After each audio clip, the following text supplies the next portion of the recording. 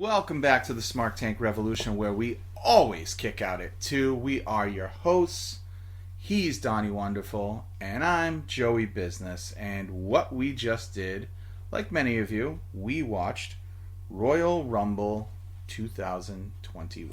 By the way, Happy New Year, everyone. Yes, Happy New Year. It's the last day of the month of January, but if you didn't hear us wish it to you before, it's still applicable. So, Happy New Year, everyone. And yes, Royal Rumble 2021. We just finished watching it. What did you think about this? You know what? From top to bottom. From top to bottom, I thought it was extremely good. The Royal Rumble tends to be one of those pay-per-views that never disappoints, or rarely disappoints. And where did we last leave off? SummerSlam was the last time we did this? Yeah, obviously due to the pandemic and the coronavirus, right. Then, we can't get together and podcast and record as frequently. Right. Because we like to do it in person. We can commit to doing things on Zoom and everything for our listeners, and I'm pretty sure that you guys would like to see us.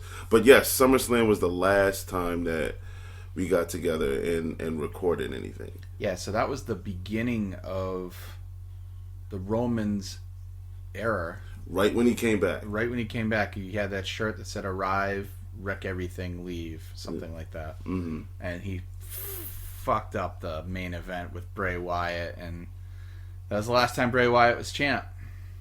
If you recall. Wyatt. Yeah, so tonight was really good. So we opened up with what? What did we open up with? Goldberg versus Drew, which we were both dreading. I was dreading. We knew the entrances were going to be longer than the match itself. Of course. And it pretty closely was. But it wasn't as bad as it could have been. It was definitely one of Goldberg's better, more recent appearances, but still nothing to write home about. Like, he's not the guy that I would throw the title on at this time. Goldberg? Yeah, no way.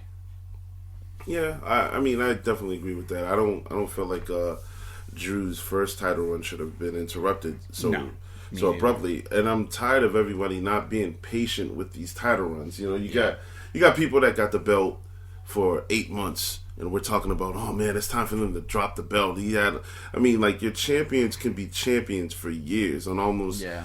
It's not like this basketball or it's football where there's definitely going to be a new champion every 12 months. Let's look at like boxing. Like, you could be champions for years. Yeah, I agree. I wish, as you say, they wouldn't play hot potato with the belt so much. Yeah. So I'm a fan of the long, lengthy title runs. I love the lengthy title run, and obviously the most recent lengthy title run in memory was Brock Lesnar. But I mean, that was so intermittent, it wasn't like, to me it never registered as like, oh, it was 536 days or whatever it was. CM Punk's I was about to bring that up. CM Punk's reign was valid. Was valid because it was there almost every night. And I'm not one of those people who are like, oh, the champion has to be there every single night. I think we're past that era. But it definitely had to be more than Brock was there. Brock was there very sparingly. Yeah, I remember seeing a figure, and I'm wrong about the numbers, but like he was champion for like either 10 months or 12 months in and only defended it 10 times. I don't think he defended it that many times at that point. I think it was like, you got to remember, he was going into his second year as champ. What was he, 511 days or something like that? It was something weird, or 530 days. I know CM Punk was, 434? Yeah. Yeah, so Brock was like 100 days more than that or something like that. I don't know. Or he might have been close to 600 days. He really might have. But it was so sparing that you're like, the impact is kind of lost. And people were shitting all over Brock, at that point, because they were like, well, the guy's never here, Your secondary titles are your workhorse titles, and that was cool because you got to see like Seth Rollins showcase the IC in some amazing battles with Ziggler and things like that, and Drew McIntyre. But you want your champion there, and that's where I have to give credit to where credit's due. Right now, WWE is definitely booking their main two titles a lot stronger than they normally do. Unfortunately, the WWE title has been more of the hot potato title with like the Orton and Drew McIntyre back and forth, which I was not a fan of. I love Randy Orton. I always will. He's one of my all-time favorites. So wait, in the last 18 months, the WWE title has only switched hands from Lesnar to Drew, Drew to Orton, Orton back. Yeah. What about the Universal? Universal switched a bit too because you've had Strowman, then to Bray, then to Roman, but we had another switch before Bray. Who was it before? Oh, it was Rollins. It was like back and forth from somebody, then Rollins to Bray. Then, then Bray to Strowman. No, the Bray to Golberg. That's right. That bullshit of a match. Goldberg to Strowman, which was god awful. Well, that was supposed to be Roman.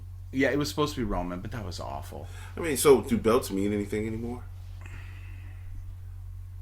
I think at this point, belts mean something when you're getting younger talent over.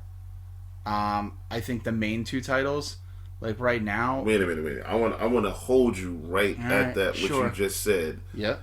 Because we just saw Edge win the Royal Rumble. Right.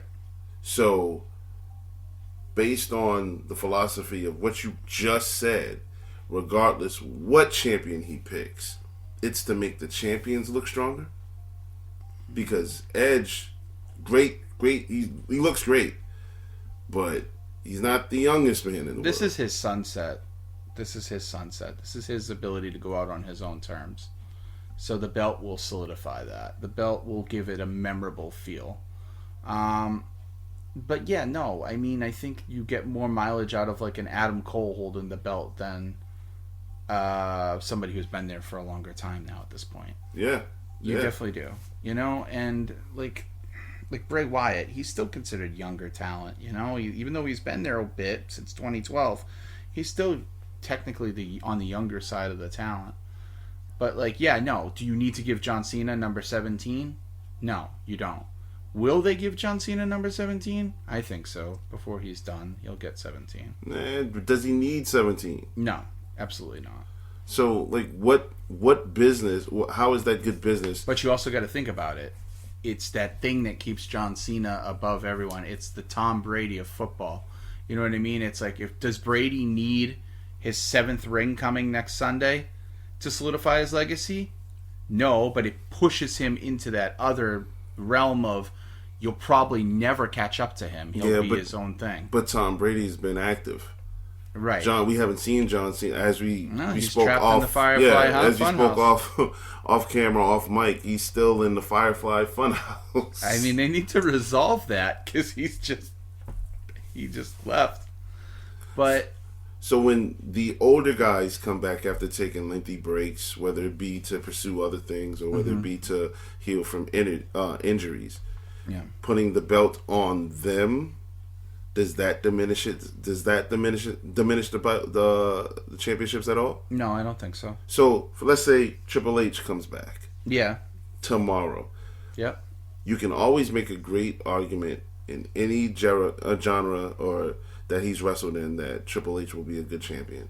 Absolutely. Yeah, no. Even today. I think he's a sure bet. Like, if they needed to boost ratings or they needed to gain interest again, he's definitely a guy that you can always throw the strap on and you know, but if you energize it. If you put the belt on him today, over Drew, over everybody on the active roster, Raw, SmackDown, NXT, I think it hurts the belt, right? Because Drew needs it right now. Like, regardless, he's not at that level where you can say, "Oh, you can see him as this top dog without the championship." You need to see a reminder of him with that belt to really take him seriously. Roman is past that level. Roman doesn't need the belt, but Roman does a damn good job with it. Yeah. So Roman's transcended needing the belt, and Drew needs it. So his victory over Golberg tonight was a real strong push for him as a solid champion. Yeah, it shows that they have confidence in him going forward, and technically he'll be going into his next WrestleMania.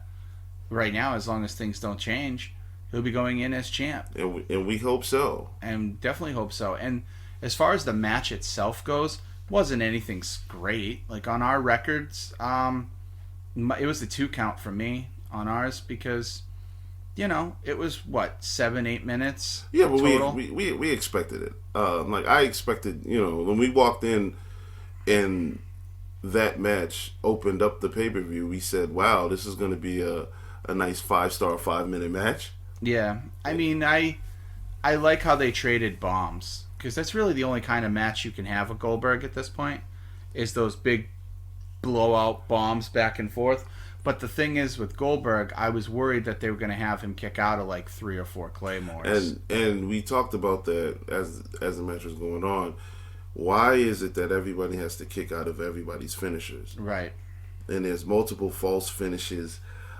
I mean, he kicked out of the claymore, but that was the opening move. Yeah. It was a stun. But still, like you kick out of 1 claymore, same to me as like you kick out of 3, because that's the trend. That's what's going on now. Yeah. Everybody's kicking out of finishers. Yeah.